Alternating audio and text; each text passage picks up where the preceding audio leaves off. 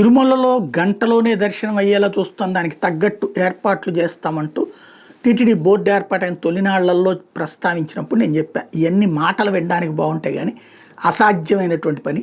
Token system ఎప్పటి నుంచినో పెట్టారు, ఏది చేతికి ఇది వేసేటటువంటిది.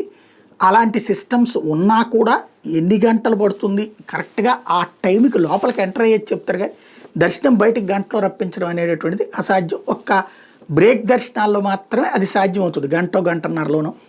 మిగతా అది సాధ్యం కాదు, లేదా వీఐపీలకి సాధ్యం అవుతుంది అది ఆ బ్రేక్ దర్శనాలు కాబట్టి అన్నట్టుగా అంతకుముందే ప్రస్తావించుకున్నాం. అయితే లేదు మార్పు వస్తుంది అన్నటువంటి నమ్మకం అయితే వ్యక్తం చేసిన వాళ్ళు ఉన్నారు. కాబట్టి ఇప్పుడు ఈనాడే రాసుకొచ్చినటువంటి వార్త, చివరికి శీఘ్ర దర్శనం ఇదివరకు 3 గంటలు, మామూలుగా 3 గంటలు కాస్త ఇప్పుడు బాగా సమయం పెరిగిపోతుంది, 5-6 గంటలు పడుతుంది అంటూ రాసుకొచ్చింది. నిరీక్షణ సమయం పెరుగుతోంది గోవిందా అంటూ ముందస్తు ప్రణాళికలతో శ్రీవారి సన్నిధికి వచ్చే భక్తులకు కొంతకాలంగా దర్శనం ఆలస్యం అవుతుంది.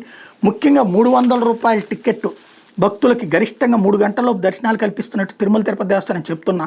4 నుంచి 6 గంటలకు పైగా సమయం పడుతుందని, వేసవి నేపథ్యంలో వృద్ధులు చిన్నారులతో ఇబ్బందులు పడాల్సి వస్తుందని భక్తులు వాపోతున్నారు. ప్రస్తుతం 300 టికెట్లను రోజుకి 15,000 వరకు కేటాయిస్తుండగా ఆన్లైన్లో 3,000 ముందుగా బుక్ చేసుకుంటారు.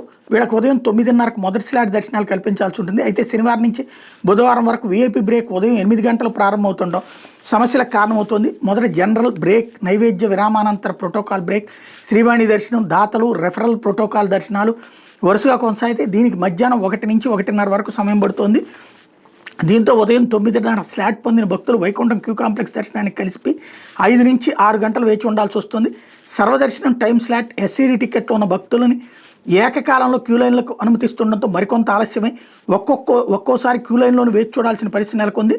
ముఖ్యంగా వృద్ధులు చిన్నారులతో వచ్చిన వారు తీవ్ర ఇబ్బందులు పడుతున్నారు. వేసవి ఒక్కపోతతో మరిన్ని ఇబ్బందులు తలెత్తే అవకాశం ఉండటంతో తిరుమల తిరుపతి దేవస్థానం అధికారులు చర్యలు తీసుకోవాలని భక్తులు విజ్ఞప్తి చేస్తున్నారన్నటువంటి వార్తని హైలైట్ చేసింది.